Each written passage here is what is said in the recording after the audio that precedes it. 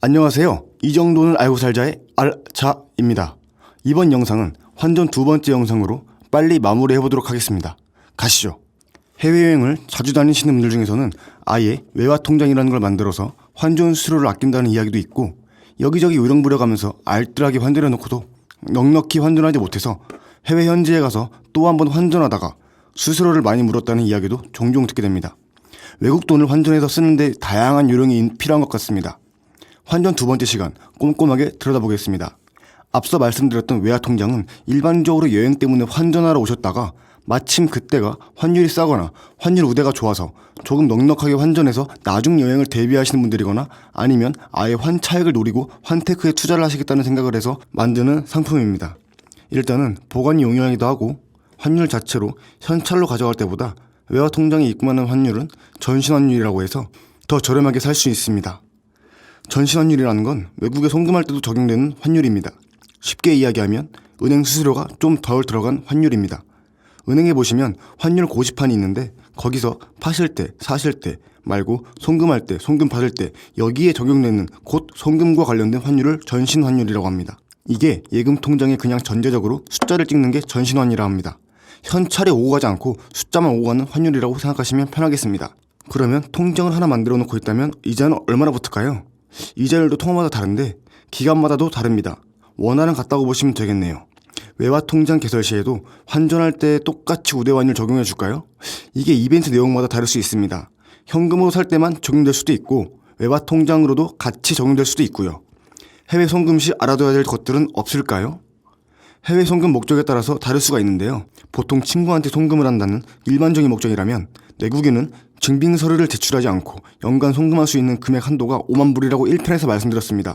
그 한도 내에서 자유롭게 송금할 수가 있는데 환율 우대는 당연히 유리한 방법을 찾아보셔야 되고 송금 수수료가 또 추가로 붙게 됩니다. 전신료와 송금 수수료가 금액에 따라서 또 차등적으로 부과되는 수수료가 있으니 이 수수료도 인터넷이나 스마트폰을 통해서 하면 절감되는 방법이 있긴 합니다.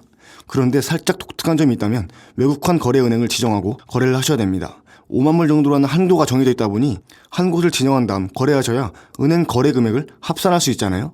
지정 자체는 인터넷으로 가능하기도 하고 아니면 지점에서 지정을 한 다음에 인터넷으로 자유롭게 송금할 수도 있습니다.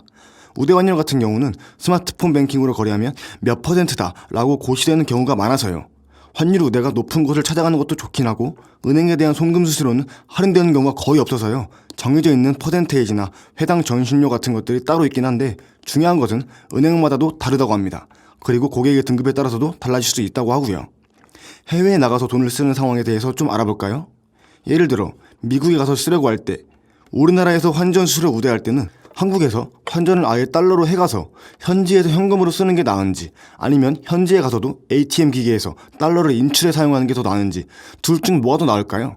일단 외국에서 ATM기를 통해 인출했을 때를 보면 금액에 따라 좀 상이하지만 1% 정도 붙습니다.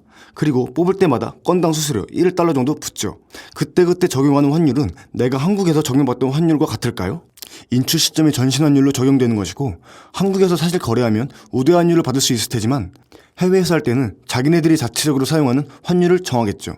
그거야 환율이 매일매일 변하니 어떻게 변할지 모르는 일이니까요.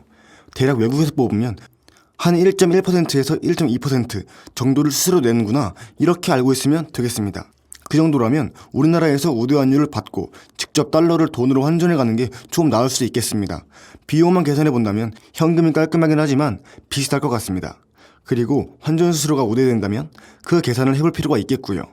그러면 예를 들어 미국에 가서 햄버거를 10달러 주고 사 먹으려고 하는데 저희한테는 세 가지 방법이 있잖아요. 1번 한국에서 달러로 환전해서 간다. 2번 햄버거 가게 앞에 있는 ATM기에서 현금을 뽑는다. 3번 그냥 주문할 때 직원에게 카드를 주고 결제하라고 한다. 이 중에 1번과 2번은 비슷할 거고 3번이 제일 좋을까요? 신용카드를 해외에서 사용했을 때 저희가 결제하기까지의 프로세스가 일단 현지에서 결제한 금액에다가 브랜드 수수료가 붙습니다. 비자나 마스터 같은 카드사가 받는 수수료가 1% 정도 붙습니다. 그 다음 카드를 받아서 결제한 곳에서 카드사 쪽으로 매출 신고하는 매출표가 접수된 날에 처음 고시된 전신환율로 원화금액으로 바뀌어요. 거기에다가 해외 이용 수수료를 국내 카드사에서 붙입니다. 카드사마다 다르긴 합니다만 결론적으로 수수료가 2번 붙는 것입니다.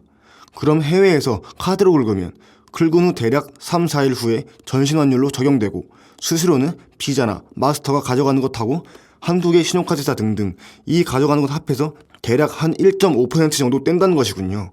해외에서 어떤 것을 쓸 때는 1.5에서 2% 정도 비슷하게 떼긴 하네요. 한국에서 환전해도 환전 수수료 포함해서 그 정도 되는 것 같고 치열하게 계산해야 된다는 결론이네요. 뭐 하나 좋은 게 있다면 그걸로만 하겠죠. 그리고 해외에서 카드를 쓸 때 주의해야 될 점이 또 어떤 게 있을까요?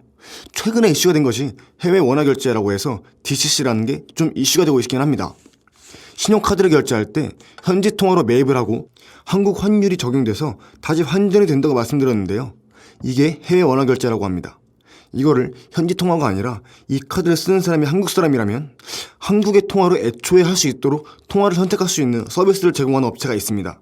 그 말은 외국에서 내가 카드를 긁어도 이게 원화로 얼마인지 알려준다는 뜻입니다.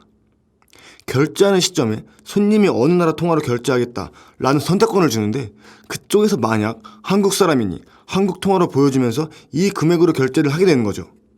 고객 입장에서는 결국에 내가 내야 되는 돈이 이만큼인 것을 보고하는 게 편하겠다라고 해서 승낙을 하거나 별 생각 없이 알아서 하세요 하는 경우가 있는데 이게 사실 해외 원화 결제를 대행하는 업체에서 수수료를 엄청 뗀다고 하더라고요.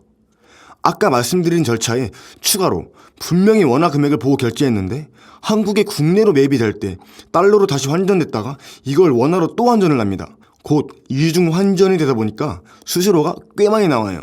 그래서 해외에서 결제할 때 원화 얘기가 나오면 아니다고 하고 무조건 현지 통화로 결제하시는 게 좋습니다. 그리고 작년쯤에 금감원에서 아예 DCC 거래를 하지 않도록 했으면 좋겠다라고 지침을 내렸다고 합니다. 해외에서 결제한다는 건 무조건 한국 돈이 아닌 돈으로 하겠습니다 라고 외워버리시는 게 좋겠습니다.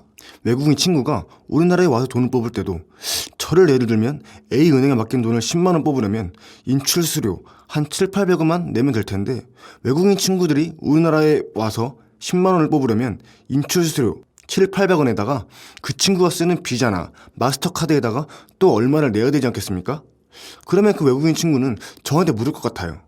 그냥 내가 이 나라에서 한 돈 2, 300만원 쓰고 갈 건데 아예 우리나라에서 통장이나 체크카드를 만들어서 나한테 2, 300만원을 넣어줘라. 그럼 난 뽑을 때마다 800원만 내면 되니까요. 그런 얘기를 할 수 있을 것 같아요. 우리도 거꾸로 외국에 나가서 매번 뽑을 때마다 비자나 마스터한테 수수료 안 내고 그냥 그 나라 은행한테만 주는 수수료만 내고 뽑을 수는 없을까요? 좋은 생각이긴 한데요. 한국의 국내은행 거래상 그게 여행 목적으로 들어왔던 외국인이 그런 목적으로 한국에 통장을 개설하는 게 굉장히 어렵습니다. 거의 불가능하다고 볼 수 있습니다. 우리도 밖에 나가면 비슷하다고 생각하시면 되겠습니다.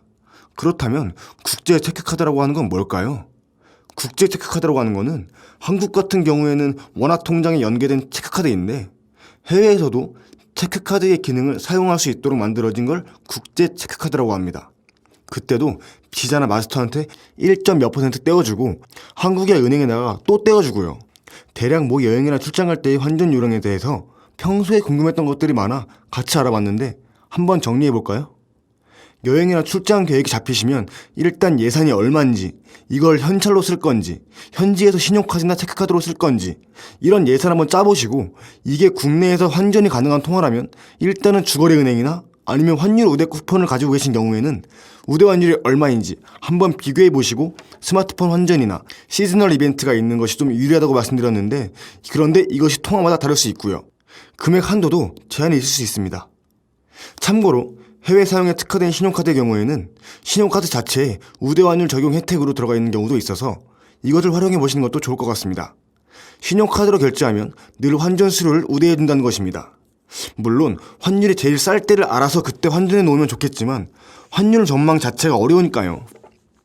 환율에 영향을 미치는 이슈가 최근에 없다면 그냥 여행 가기 전에 조금 여유 있게, 저도 그래서 환율 전망까지 해서 환전을 하진 않는데 다만 일주일 후에는 달러 값이 비슷해질 게 뻔하다면 그때는 가능하면 환전을 먼저 하고 신용카드는 안 쓰는 걸로 하죠. 반대로 환율이 떨어질 것으로 예상된다면 아예 신용카드로 결제하는 것도 할 수 있고요. 해외에서 결제하는 시점보다 한 4, 5일 정도 뒷날에 환율이 적용된다고 했으니까요. 여행이나 출장 목적으로 환전이 크진 않겠지만 자주 갈 것이라든지 일하시고 계신 기업에서 환율이 좀 민감하다면 거래하는 은행에서 이런 환율을 전망하는 애널리스트나 분석팀이 있거든요. 그쪽에 담당하시는 분을 찾아가셔서 환율 상담을 하시는 것도 방법입니다.